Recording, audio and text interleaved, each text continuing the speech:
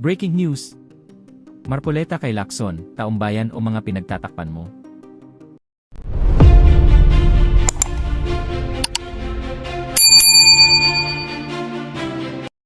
Ito ang matapang na tanong ni Senador Rodante Marcoleta matapos banggitin ni Senate Blue Ribbon Committee Chair Senator Ping Lacson na ang timing ng ICC confirmation of charges at ng paggunita sa EDSA 40th anniversary ay tila may political color at may destabilization aspect. Ang pahayag ni Lacson ay kaugnay ng affidavit na inihain ng 18 individual na nagpakilalang dating sundalo, na nag-ugnay sa ilang matataas na opisyal at personalidad sa umano'y pagtanggap ng mali-maletang pera at sa sinasabing koneksyon sa ICC probe. Sa programang Saganang Mamamayan ng Net25, direkta namang kinwestiyon ni Marcoleta ang naging pahayag ni Lacson at ang direksyon ng kasalukuyang investigasyon. Para kay Marcoleta, mas mahalagang pagtuunan ng pansin ang nilalaman ng mga alegasyon at suriin ang ebidensya kaysa agad itong lagyan ng kulay politika o yugnay sa destabilization. Anya, tungkulin ng komite na harapin at imbestigahan ang mga isyong inilahad, anuman ang timing o konteksto nito. At patatandaan nyo, Sen, bago pa lumabas si Gutesa, sinabi na rin ni Henry Alcantara na nagdi-deliver sila kay Saldico. Hindi po ba ng mga maleta din? Meron silang unang ganung usapan eh. At bago lumitaw si Gutesa, and then ito nga parang tugma-tugma ang kanilang salaysay. Kaya lang ang problema, para po sa mga, sabihin na natin, sa mismong chairman ng Senate Blue Ribbon Committee, ang kanyang initial reaction kaagad ay paiwas eh. Ang sabi niya parang, ano bang tatawag niya, parang mga disgruntled, yung mga soldiers ito, at kung ano-ano. Hindi yung tinignan niya yung kung ano sinasabi, kundi kung sino ang mga ito, Sen. O kung ikaw lang, nahalata mo na eh. Kasi kung bilang isang chairman ng Blue Ribbon, alam naman niya yung katungkulan, alam niya yung pinaka-function ng Blue Ribbon. Ito ay talagang umuusig sa mga katiwalian eh. Opo. Yung unang bahagi ng tuntunin na Blue Ribbon Committee ay tinatawag yung ini-indicate yung malfeasance, nonfeasance, misfeasance. So lahat ng bahagi ng panunungkulan nakipinalooban ng lahat ng pagkakamali. Kaya nakalimutan mo, kaya sinadya mo, kaya hindi mo sinadya, pero ang epekto, nagkamali, nagkaroon ng aggrieved party. Sakop mo lahat yun eh. Opo. Kailangan mong tuntunin, kinakailangan mong siyasatin, kinakailangan mong imbestigahan. Yun ang mandato eh. Yun ang mandato. At sa pag-iimbestiga mo na yun, kalakip yung tinatawag na in aid of legislation. Gamitin mo yung mga bahagi ng nakita mo sa iyong pag-imbestiga para makapaghabi ka ng panukalang batas na maaari mong maisulong. Hindi lamang para mapanagot mo yung nangyari, kung hindi para wag nang maulit ang mga ito. Dapat, yun ang nasa pinakaunang priority mo. Opo. Ngayon, kung maraming nagbo-volunteer na mga tao mula sa umpisa, ito napansin naman ninyo eh. Bakit ang nangyayari, hindi mo tuntunin yung mga bakas ng mga tao, sundan mo lang eh. Isa naman ang nagsabi, I would like to emphasize one thing. Yan. Sabi niya, I will go wherever the evidence will lead me. O pwede, napakaganda nun. Napakarami ng batas eh. Napakarami ng bakas. Napakarami ng iniwang mga pwede mong tuntunin.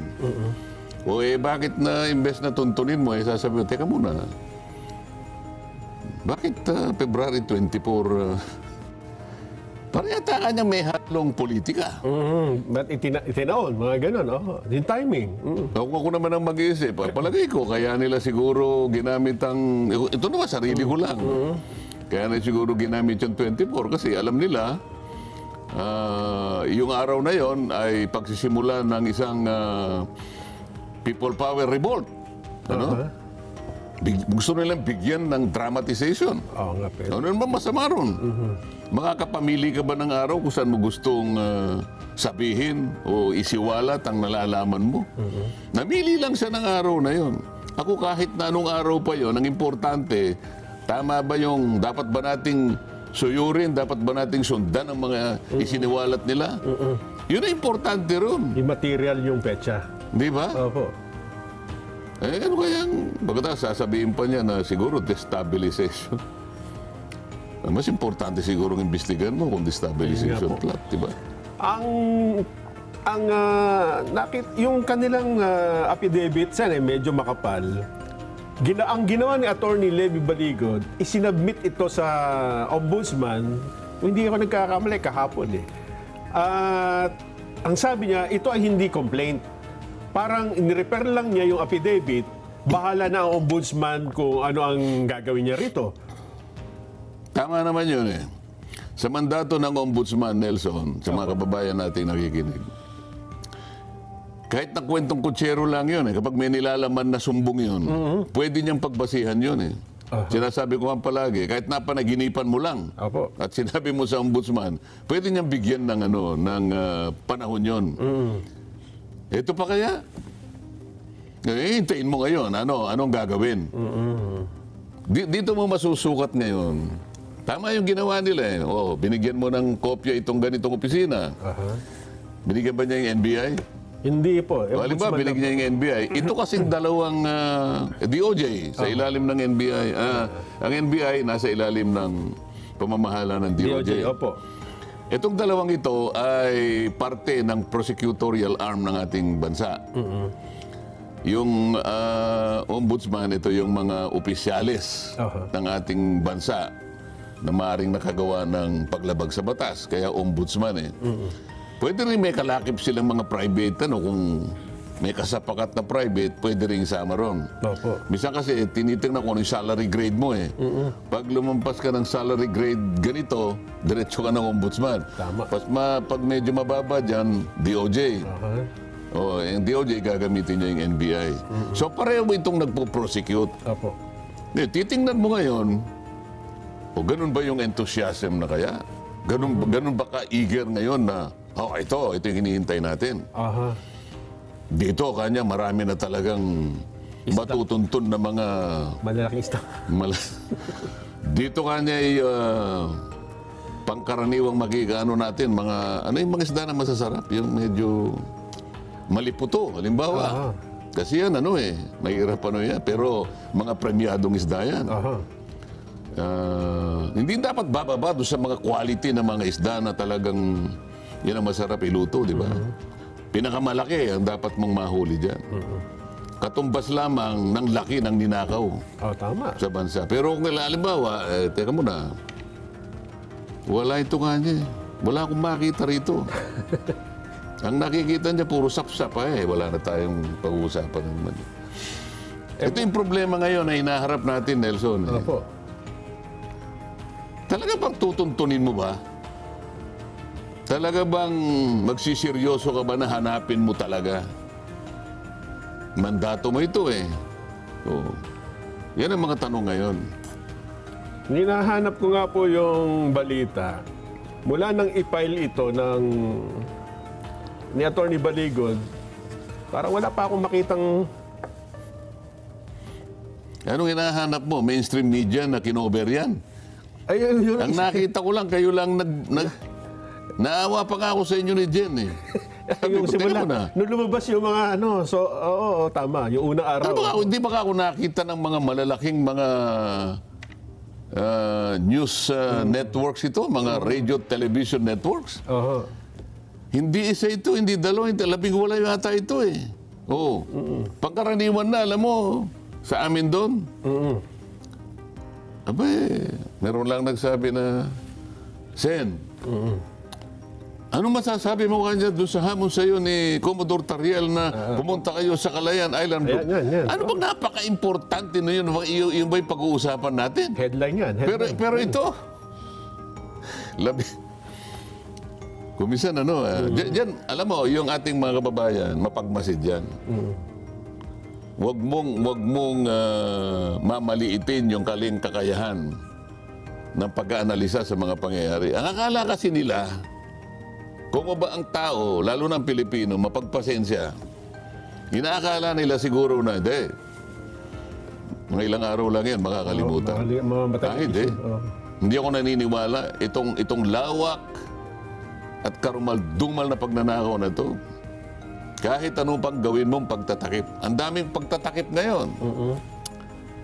Si Senador Marcoleta, sinabi niya, ihiwalan niya yung Kalayaan Island Group sa teritoryo ng Pilipinas. Isip-isipin mo, kahit hindi ko sinabi, gagawa ng paraan.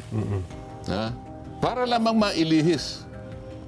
Samantalang ang pinaka-importanting hinahanap ng tao, bigyan po ninyo ng kasagutan ito. Pera po namin ito. Ito po pinuhunan namin dito, talagang pawis at dugo. Huwag po ninyo kaming bibiguin dito. Yun ang hinahanap ng tao. Ito po bang affidavit na ito ng mga dating sundalo, ideally, dapat nga ang mag-iimbestiga ay Senate Blue Ribbon Committee. At least siya ang magpapatawag. Mabuti nga, hindi pinatawag ng notaryo eh. Ang unang tinitira nila din yung notaryo eh. Kung totoo. Ngayon lang ako nakakita sa kasaysayan ng Pilipinas. Merong isang tao na pineki ang notaryo. Nang dahil lamang sa gusto nilang i-discredit yung testimony ni Gutesa. Doon nagpunta. Isip-isip. Yung Gutesa, kaya lang napilitang magpanotaryo. May panahon pa ba tayo? Oo, meron Baka kung ano na lang pinag-uusapan natin na Ang dami pong nakasubaybay sa atin. para lamang ipawalang bisa sa anumang paraan yung ginawa niyang paglalahad. Dahil lamang silang gumawa talaga nun, ha? Siya ang kauna-unahang nag-connect nung money trail sa pagitan ni Saldico at saka ni Martin Romualdez. Wala nang iba. Nataranta sila eh. Ano? Yun, hindi nila inaakala yun eh. Na darating yung isang taong gano'n. Ako rin naman hindi ko inaakala eh. Opo. Ipinakilala sa akin. Ayaw ko nga maniwala. Ayaw ko nga siyang kausapin eh. O din, ako naman dahil sa nga hindi ko siya kilala, testingin ko siya. Ipanotaryo mo yun. Talaga ba nakahanda ka? Yes, sir. Sinisipat-sipat ko siya eh. Ano ba talaga? Ano po ako? Ex-Marine. O sige, sabi ko, kaya mong panagutan ito? Yes, sir. O sige. Ano na aalis na ako kasi may session kami. Pangkumpiyansa lang ba sa akin? Panotaryo mo yan. Sa akin, wala yun eh. Tinetesting ko yung tao eh. Opo. May panahon pa, sabi ko, mag-alas 3 pa lang. Ang daming nagnunotaryo rito. Iniwan ko na siya. Pagbalik niya sa akin kinabukasan, nakanotaryo talaga. Yung bang taong yun, meron pa ba siyang panahon Para ipek. para mag-imbento ng yung seal na gano'n? Yung lamang stampad na, di ba may stampad, pag ginanon mo doon sa, nandun yung notarial details nung ano. Opo. Tapos iimbentuhin pa niya yung number ng page number, doc number, series of 2020. At saka ano ang mapapala niya kung... Anong mapapala mo pa ikaw? Samantalang Ang daming nagnonotaryo. ang daming nagnonotaryo. Hindi ba naiisip ng mga tao? Common sense. Pagkatapos kumasangkapan sila, kung mo pagkaraniwa, hindi ko po nilalahat sa mga nagnonotaryo, mga abogadong nakikinig ngayon. Pero ang karamihan po ng mga nagnonotaryo sa ating bansa ngayon, hindi po talagang yung abogado ang pumipirma. Meron po siyang ginagamit na mga lang staff. Opo. Hindi isa, hindi dalawa, maaaring mas marami po siguro sa 5. Depende sa lawak ng kanyang gustong area na magnotaryo. Isa lamang yun, siguro sa opisina sa Pasay, ang nakita ni Gutesa, yun ang pinirma. Yung available, opo. Ngayon, babae, napuntahan kagad yung magnotaryo yung babae. Nakaisip ka agad na idea eh. Ang idea, hindi naman talaga umaharap ang mga abogado. So yun, Hindi ko pirma yan, sabi Ayun, ng abogada. oo. Hindi nga niya pirma yun. Oo. Hindi niya pirma yun. kasi ganun talaga sila magnotaryo. Sino ngayon ang dinikdik? Si Gutesa. Tinakot. Sabi niya, pinolsify mo kanya ang notarial register ni attorney bla bla bla. Kakasuhan ka. Kinasuhan ng falsification, kung ano-ano. Pati ako tinakot eh. At pati na yung mga taong gumamit sa kanyang sworn statement ay may pananagutan. Ayan, gano'n, ano. Okay lang, sabi ko. O, paano ngayon? Nakakita, sa unang investigasyon ko pa lamang doon sa notarial documentation, register nung abogada, nakakuha na kami ng 44 pieces of notarized documents na sinabit niya sa opisina ng Clerk of Court ng Maynila, na kung saan sinasubmit ang mga notaryo. Meski pa paano mo titingnan, malayo-malayo doon sa pirma niya. Iba-iba. At hindi lang isa, iba-iba. 44 kagad na ako. Hindi pa kami tapos sa paano niya sasabihin ngayon? O ibig mo sabihin itong 44 na ito, peki lahat ito? Sinabit mo sa opisina ng Clerk of Court ng Maynila. Sa ilalim ng pamamahala ng executive judge na kinasangkapan din nila para gumawa ng order na may pagkukulang nga si Gutesa at kung sino man ang gumamit nito ay may pagkakalarin. So ang ginawa ko, dinimanda ko silang pareho. Magkaalaman na tayo. Ako po hindi ako nananakot eh. Ako mulat mula pa kung ano ang totoo. Yun po lamang ang tuntunin natin. Huwag po tayong lilihis sa hindi totoo. Kahit po saan tayo makarating. Tsaka doon lang ako nakakita na mas mabigat ang kasong notaryo kaysa doon sa pagdi-deliver milyon-milyong pondo ng... Hindi, kaya lang nila ginawa para nga i-discredit, para pawalan ng bisa, sapagkat siya lamang ang tumunton mula kay Saldico, idinugtong niya kay Martin Romualdez. So yung siyang nagpasimula ng maleta. Yung sistemang ito na ginawa kay Gutesa, ito rin ang ginagawa dito sa 18 humara. Yan din ang gagawin. Kasi kung ang talagang pakay mo ay hindi mo tuntunin, hindi mo hanapin kung sino talagang malanging isda, so ang gagawin mo ngayon, papalayo ka. Papalayo ka, papunta ka sa mga butete. Di ba? Sa mga sapsap. Sa mga dilis, yun ang gusto mo eh. Ihiwalay mo ngayon yung malalaki. O ayun, taong bayan. Hindi po. Naghihintay po kami. Huwag niyong mamaliitin po ang aming kalagayan ngayon. Naghihintay po kami. Yun ang dapat mong ibigay sa tao. At yung Kinuha mo yung mandato. Ako nung kinuha nila, hindi naman masakit ang loob ko eh.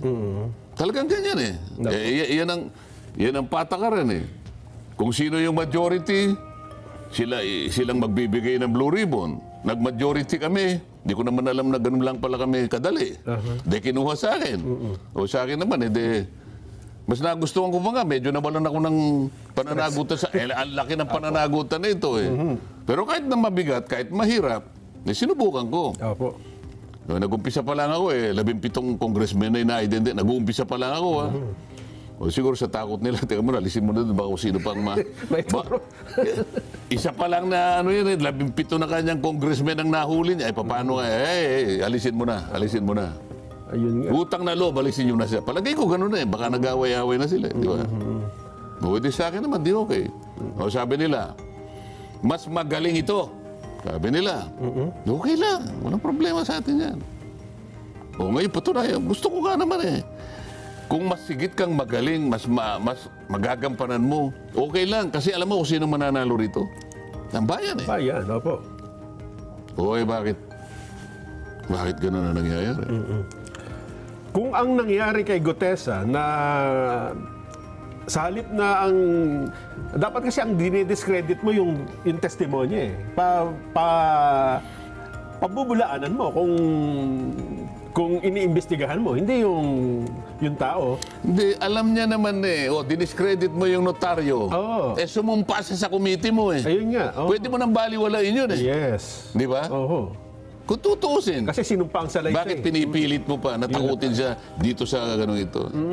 Wala na to Kung hindi sana siya sumumpa sa committee mo at pinagtatanong ninyo, kayo na nga nawalan ng tanong eh.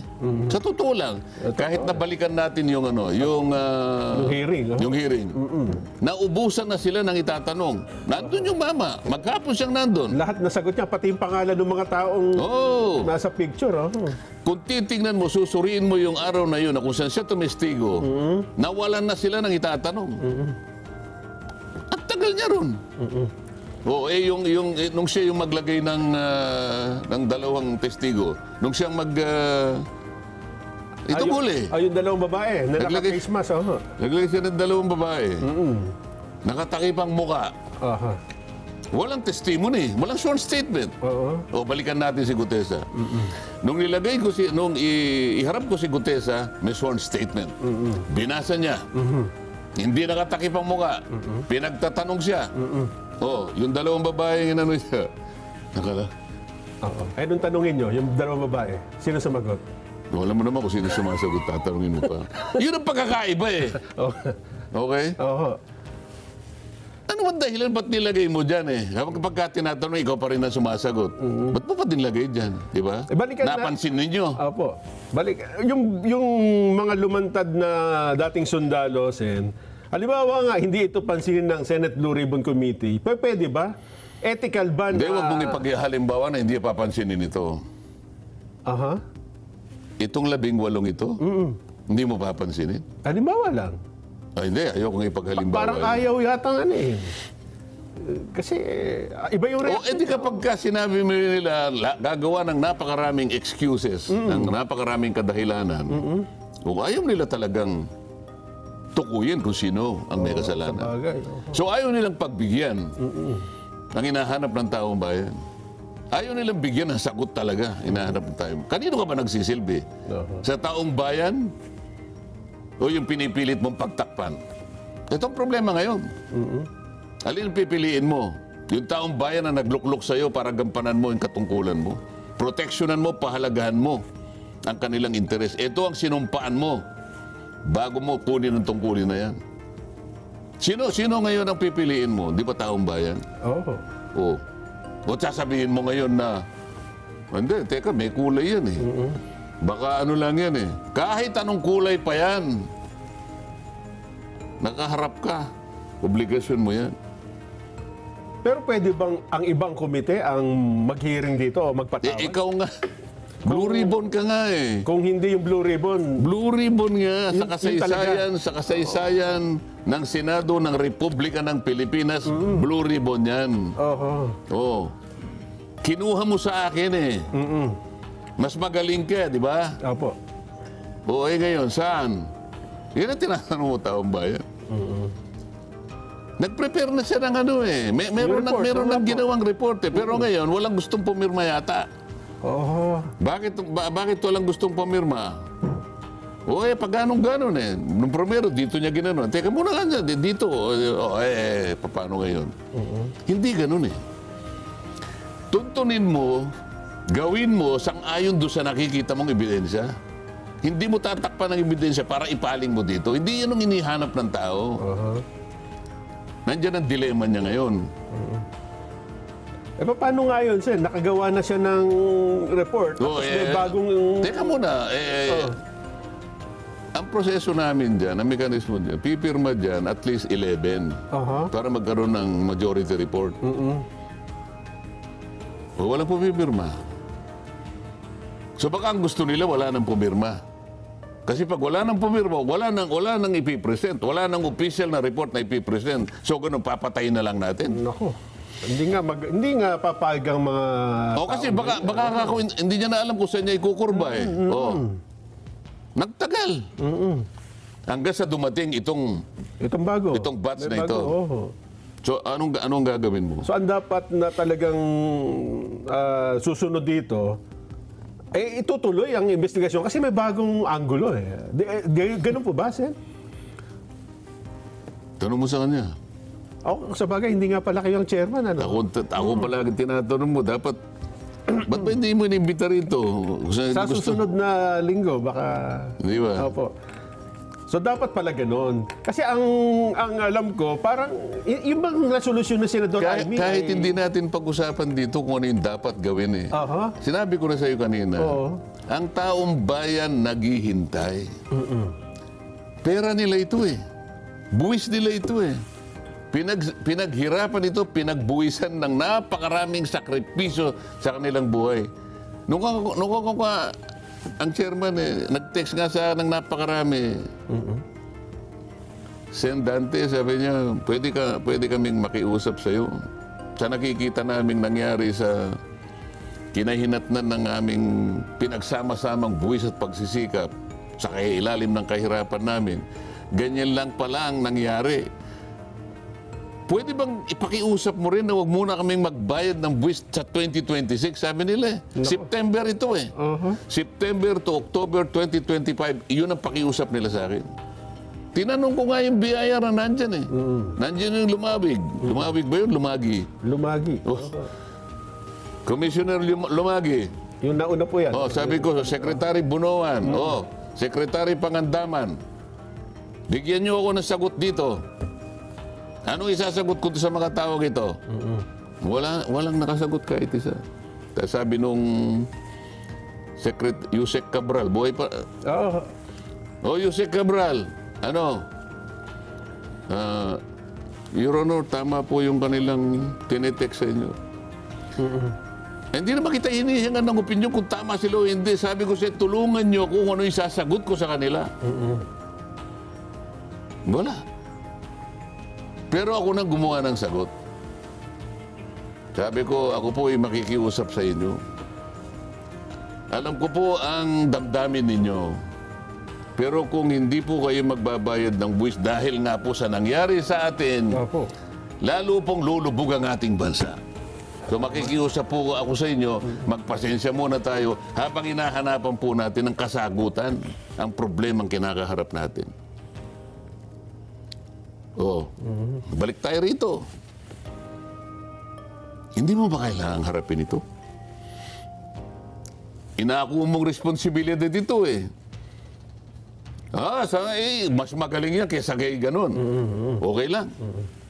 Ako ba nagdamdam? Hindi. Tapos gusto ko nga kung may mas magaling nga eh. Dahil ang importante, matugunan natin ito, mabigyan natin ng lunas ito, dahil sa bayan. Huwag na natin pag-usapan kung sino yung magaling. Ang importante kung sino yung mananalo. Ang taong bayan. So, isa ng tabi ko na yon. Problema lang. Naggagaling-galingan lang pala eh.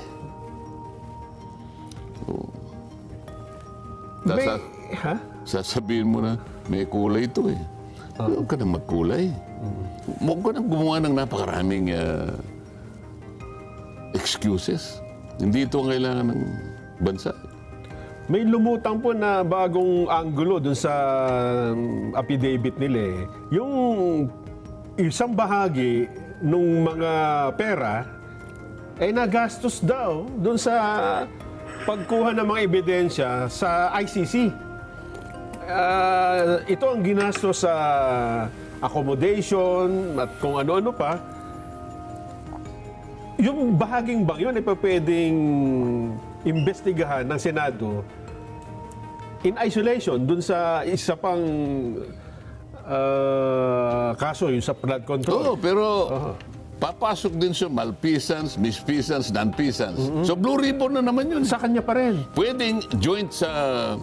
O kaya pwede niya sabihin, okupado na ako masyado. Imbestigahan mo nga kanya, Foreign Service Committee. Ayun, Kasi mega... Hindi nga isang araw, may resolution kaming minority na kukunin namin ang sense ng Senado na hindi naman basta kukunin mo na lang isang tao. Meron tayong judicial system, meron tayong prosecutorial system, service. Kung inaakala mong nagkasala ang Pilipino sa mga kasalanang yung tinatawag nilang crime against humanity, mga ganyan, meron naman tayong batas eh. Totoo. Bakit ba kapag ganun ang nangyari, yung extraordinary rendition, dahil nagawa nila kay Pangulong Duterte nga, na bigla nilang kinidnap, dinala ron. So pwedeng i-apply ngayon kay Senator Bato, kay na Senator Bongo. natakot nga yung mga kasama ko eh. Hindi na pumasok. O so meron kami ngayon pinag-uusapan pa roon. Ang sabi namin, bakit tayo napapailalim sa isang treaty na hindi na tayo kumalas Wala na na tayo tayo. kumalas na tayo sa treaty na yun eh. Wala na tayo sa Rome Statute. Bakit nananaig pa yun? Ang totoo niyan, kahit siguro miyembro tayo, alin ba yung mas mataas, yung constitution natin o yung treaty? Mataas yung constitution natin eh. Anong nakasulat sa ating saligang batas? Napakalinaw nun. No one shall be deprived of life, liberty, or property without due process of law. Paano mo pananagutin yun? Maliwanag yun eh. Nakasulat yun eh. Constitution ito. Pagkatapos nagpadala ng red notice, nagpadala ng ganito, we will comply with our obligations under the blah blah blah. O teka muna, paano yung saligang batas mo? Yan ang napakaraming usapin. Pero kaya nga, ito na naman ang naliliis na naman yung flood control. Huwag tayo magkakamali ha. Ang daming pinalilitaw. Yung iba namang mga issue, talagang importante naman. Ngunit huwag nating kakalimutan, kahit na nagdi-discuss tayo ng iba't ibang issue, huwag mo kakalimutan itong inihingi naman ng taong bayan. Yun sana yung manatili. Itong para kasing Sen, nawawala na ng pag-asa ang marami eh. Kaya muna, bakit wala yung taong bayan? Di ba may Vox Populi tayo? Wala po eh, Sen. Dahil gusto lang marinig yung paliwanag nyo dito. Dahil, yun nga, kumbaga sa boxing, puro salag, Sen eh. Puro salag lang ang nangyayari. At walang nakikitang kahit na aninag man lang ng pag-asa na, kaya naman nababanggit ko ito, Sen, ako din, nag-browse sa social media, yun po ang itinatanong ng marami, bakit nagkaganoon? Wala naman sumasagot eh, ano? Di ba dapat silang sumagot? Totoo, opo. Tayo, discuss na tayo ng discuss. Pero dapat sila yung sumagot eh. So, anong gagawin natin ngayon? Ayun nga po. Ano kayang pwede natin gawin para magkaroon ng patutunguhan ito, Sen? So, isipin natin kung anong ba susunod nating gagawin, di ba? Sa bagay, kailangan natin magpulong muna. Tayo lang bang gagawa nito o... Ang ibig ko sabihin ganito, dapat talaga sagutin ng pamahalaan ito. Di ba? Hindi mabuti na ito ay mananatili na nag-aantay yung taong bayan. Matagal na nating hinanap yung kasagutan. Ano ito? Patatagalin ba natin ito? Hanggang kailan ba sila maghahanap ng ebidensya? Napakaraming ebidensya na eh. Oo nga. Yun lamang, alam mo, yun lamang pinagsasabi ni Saldico. Ang dami niyang, ano ba tawag doon? Yung video niya. Anong tawag sa inyo? May technical term ba yun? Alin, video? Oo. Ha? Marami siya, parang 8 instances yung kanya. Parang mga series. Oo. Anong tawag nga sa inyo sa inyong mga pananalita kasi technical term 'yan eh. Ano-ano yung mga pinaggagawa niya through video, pinahayag niya. Kung saan man siyang lupalop nasa naran, pero pinadadala niya, nakikita natin. Anong tawag ba doon? Parang uploaded videos.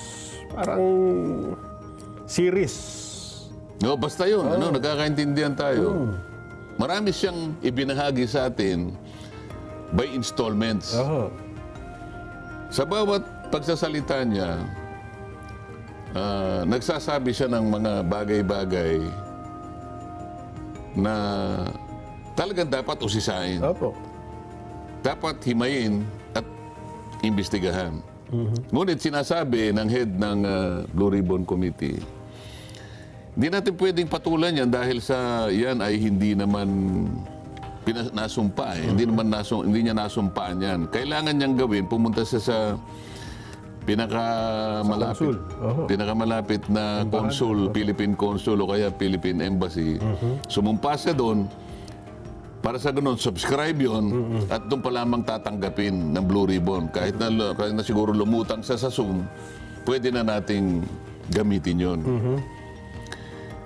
Hindi ganun eh. Kasi may pamamaraan ngayon eh. Tayo ay pumirma doon sa tinatawag na Apostille Convention eh. Apostille Convention. Nagkataon, The Hague na naman yun. Kung tawagin, The Hague Convention na naman yun. Opo. Hindi ko lang sa ulado, kundi 1961, 1960, mga ganun eh. Ang ibig sabihin nun, sino mang foreign national na nandun sa lugar na kung saan ka man, pwede kang magpanotaryo doon sa lugar na kinaroroonan mo at yung tutulong na notarial officer, mag-a-attach siya ng apostille certification. Uh-huh. Ano magiging epekto niyan? Para ka na rin sumumpa doon sa consulate. At yung apostille convention na yun, inadapt ng ating Korte Suprema. Oo. Pwede kong ilabas sa kanila yung isang araw, magkakaintindihan kami tungkol dyan eh. Kung ang Korte Suprema, sinabi niya sa kanyang mga korte, i-adapt ninyo ang Apostille Convention. Ito mga korte na ito tayo pa kaya na committee, institutions lang ng komite, ang hindi mag-a-adapt nun? Ibig ko sabihin, kaya ko binabanggit ito, kung talagang gusto lang nilang gamitin yung mga sinabi ni Saldico. Saldico, doon pa lamang nakakalap na kayo ng napakaraming ebidensya para tapusin na natin ang problemang ito. Kaya lang patuloy nilang inililihis, patuloy na inililisya para sa gano'n ay hindi mo matuntun, hindi mo madiretso. Alam mo yung kapag ikaw naglalakbay ka, Nelson, yung dami ng ikot mo, nababagalan ng ano mo eh. Mas lalo, Kahit sa ka pumunta, sabihin mo na nga, mas lalo nung humahaba po yun. Pagka umiikot-ikot na gano'n. umiikot-ikot ka, napapaikutan. Ang daming napapaikutan eh, di ba? Bumabalik sa O, tingnan mo na lang ang gastos mo. Gasolina, lahat. Naiinip ang tao eh. Pati pasahero naiinip. Alam mo kung diretso yun? Madali nating mapupuntahan ang gusto nating puntahan eh. Ito, walang katapusang ikutan. Nakita mo, hindi mo pala nakita. Ako meron akong kopya eh. Pati yung mga tao nga akusahan, hindi ko maintindihan, pinaghati-hati. Si ganito, tsaka si ganito, tsaka si ganyan. Sabi niya, for preliminary investigation. Ano? Uh-huh. Si ganito kanya, yung pinakamalaking isda, for further investigation. Sabi ko, teka muna, ano ba to? Yung malaking isda for further investigation. Kung ikaw ay sanay sa piskalya, ito yung pinakamalayo eh. Sa maaring usigin eh. Malayo. Kasi for further ano ko eh. Gawin mo ka muna, for further ka eh. O kayo, umarap kayo bukas ha. Maghanap ka ng abogado. Yun kaagad. Uh-huh. Sila meron ng talagang potential na ikaw for further ka lang. Paano? O lahat ng ebidensya tutundo sa kanya pinagaganon eh. Pinagpuputol eh. O for further ka lang. Wala kaming makita kanyang ebidensya na tutukoy kay ganito. Ayun nga. Paano ka makakahanap? Lahat ng ebidensyang papunta sa kanya, gusto mong tagpasin lahat. Di mo manahala tayo. Huwag maghintay-hintay lang tayo sa tamang panahon siguro. Di ba? May magagawa ba rito ang... Kasi gaya nga ng sinusunod nating batas, magkakahiwalay ang mga sangay ng gobyerno. Merong legislative, executive, at yung sa inyo. Yun nga, yung legislative at judiciary. May magagawa ba rito, halimbawa, ang executive department, ang Pangulo, para at least ay magkaroon ng linaw itong matagal na nating hinihintay na resulta ng investigasyon, Sen? O yung nangyari na nga, hindi ba? Executive Department gumawa ng ICI. Aha. Alam mo yung ICI? ICI, oo. Ano yung ICI? Infrastructure... Nakalimutan mo na eh. Nakalimutan ko na rin. Hindi na nga nag-iimbestiga nga pala. Wala na. Yun na nga. Tinatanong mo kasi, wala pa magagawa executive. Gumawa, di ba? Hanggang doon na lang? O kapani-paniwala ba yung ginawa? Sa bagay, oh. Legislative. Blue Ribbon Committee. O ito yung pinag-uusapan natin. Paliko-liko naman eh. Judiciary. Hindi mo po pwedeng gumalaw yan. Ang judiciary, ito yung most, parang bystander lang yan. Ang judiciary, parang nasa tindahan lang yan. Andyan. May lalapit. Bibili po ako ng, ano bibilin mo? Ganun lang ang judiciary. Hindi siya hoy, bumili. Walang ganun. Pwede, oh. Yun ang nature ng ating ng ating gobyerno eh. So, bago dumaan sa judiciary, dadaan muna ng... Kaya nga, ang kasi, kamukha, Blue Ribbon. Kasi ang Blue Ribbon, hindi naman siya talagang manguusig. Sabi ko nga sa iyo, Hindi nga ang pa. kanyang pangunahin tungkulin in aid of legislation. Tama. Pero meron siyang karapatang magrekomenda. May lakas din yun. Opo. Kaya nga, ito yung nakita namin sa pagsisiyasat namin in aid of legislation, meron po kaming mga natuntun na mga nakita naming potensyal na mga paglabag ng mga batas na ganito. Si ganito po ay pwedeng kasuban ng ganyan. Yan, Tsaka mo i-recommenda ngayon. So dadalhin mo either sa ombudsman o kaya sa DOJ. So ang DOJ ngayon, pasisimulan niya yon, di ba? Ombudsman, ganun din. Pagka naimbestiga na ng dalawang ito, tsaka pa lang pupunta sa korte. So kung halimbawa ombudsman, sa Digang Bayan. Kung ka DOJ, sa mga regular courts natin. Doon pa lang.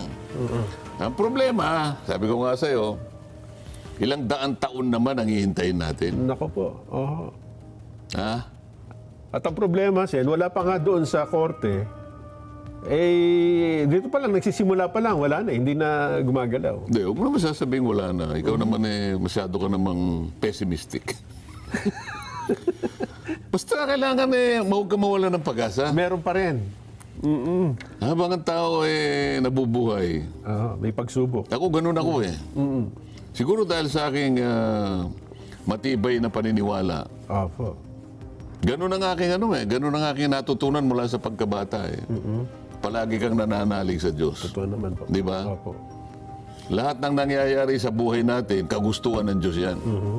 Hindi nga lang natin maunawaan kasi tao lang tayo eh. Siya ang higit na nakakalam dito. Pero sabi niya, kayo mawala ng pag-asa. Di ba? Manampalataya ka. Hindi ka yata nag-attend nung nakaraan. Yun ang teksto eh. Wala tayong absent, Sen. Ha?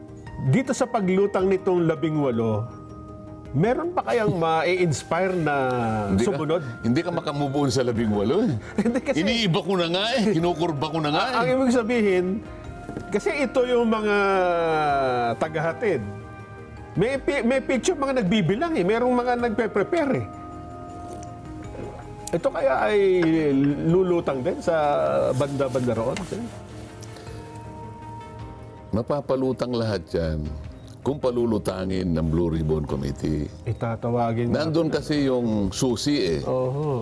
Di ba? May pangalan naman pala eh. No? Ha? May mga pangalan natin binanggit doon eh. May mga pangalan. O paano kung kabarkada? Baka kabarkada yung nasa para makagawa ka ng isang majority report. Opo.